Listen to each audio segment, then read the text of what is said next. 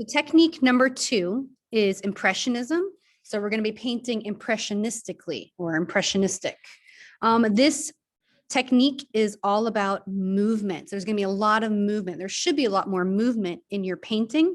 You're going to think about your painting as mark making. You're not just filling in shapes like you were with that hard edge painting. You're more making marks with your paint. You're definitely going to be working with layering. So laying down a color and then layering back on top with more colors and more values. So overall, you're going to be showing value and color differences, but you are not blending them together. But they don't have to be in hard defined shapes like the hard edge was. So let's look at some examples. Example for Impressionism, because this is the painting that gave the art movement its name. Monet painted this, and a critic said it is just merely an impression. And so they were meaning that as a critique on the piece, but the artist then took that and went with it and made it their whole movement. So you can see the lines here, right? The reflecting of that sun on the water. You can see the brushstrokes, right? These brushstrokes of darkness on the water.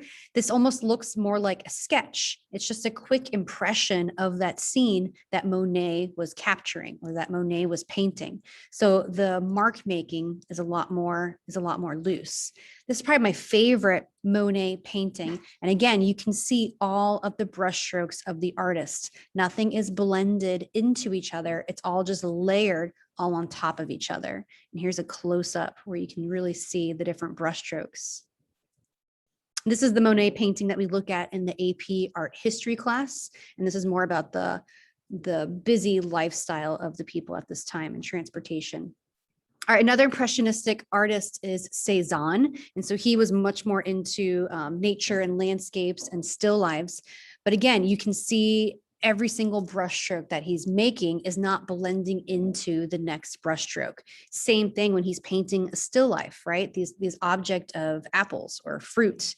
You can see each brushstroke on top of the paint. Now he's still making colors, right? He's kind of got a mustard yellow and then maybe a greenish color and then the red.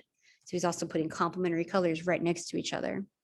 All right, and then my all-time favorite is going to be Van Gogh, but he's actually right after Impressionism. So Van Gogh is considered Post-Impressionism, and post means after, right? Pre is before, post is after. And he's not considered Impressionism because he's not painting this all from observation. He's getting a lot of this from his imagination. So post-impressionists are using, they're being inspired by Impressionism with their mark making and how they're not blending and how you can see the brushstrokes.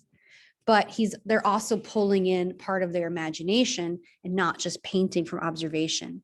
So if you look at Van Gogh's Starry Night, right, you can see all of those lines. He's using paint to make those marks. None of those paint marks are blending into one another. It's very directional. It's kind of leading your eye almost like a wave, right? In the clouds in the sky. So here's other Vincent van Gogh paintings. Again, even though this is almost all of the same yellow, you can see the brushstrokes. And so it's creating these lines or those marks. Same thing with the clouds. You can see the lines of the brush. And I think I had one more. I thought I had one more. There it is. One more Van Gogh. And again, the way he's leading these lines on that path back to the horizon is leading the viewer's eyes back there. That's what's creating a lot of the movement, the direction of the brushstroke that you're going to be doing. All right, so now I am going to try this.